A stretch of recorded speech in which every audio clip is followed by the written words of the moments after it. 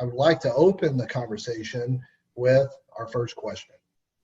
And that is, with the progress previous reform efforts yielded, why have those efforts failed to yield the systemic change our country now desires? And just a little add-on question to that, what is different today versus 20 years ago, 50 years ago, and 60 years ago? So with that, I'm going to back away and I will open the floor to any one of our esteemed panelists who would like to start this conversation. Well, thank you for inviting me here today. I'm enjoying having these conversations right now about what's going on, and with an eye towards a real chance to make some changes that can make a difference in folks' lives. And so I'm excited to be here. And thank you all also for being here. I've only been in police monitoring for the last 16 years or so, and I was in Austin for a while, so shout out to all my Austin folks there.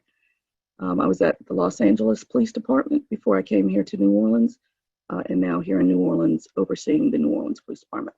I'm also the president of the National Association for Civilian Oversight of Law Enforcement, or NACOL, and if you're interested in learning any more about our organization or police oversight in general, please go to NACOLE.org. And again, NACOLE.org. But what's changed and what's similar? Well, I know that over the last, 10 to 12 years, there have been a lot more consent decrees and a lot more intervention by the Department of Justice, which has come in to work on professionalism, work on policies and procedures, to work on training and tactics.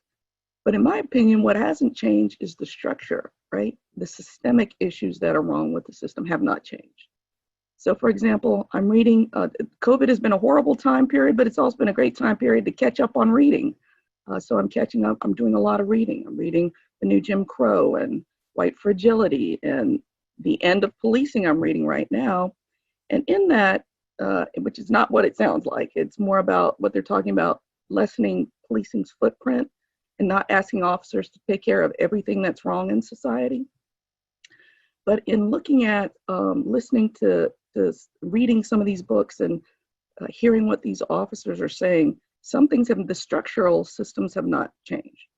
The structural systems that allow for more policing of more communities, whether it's children, mentally ill, whatever it is, it's just the homeless.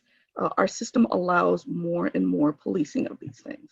And in this book, The End of Policing I'm reading, they were talking about particular neighborhood blocks actually in New York City. Now, I don't remember the borough, sorry, I'm not from the East Coast, but in this particular block, the government had spent $1 million to incarcerate individuals from that block, $1 million.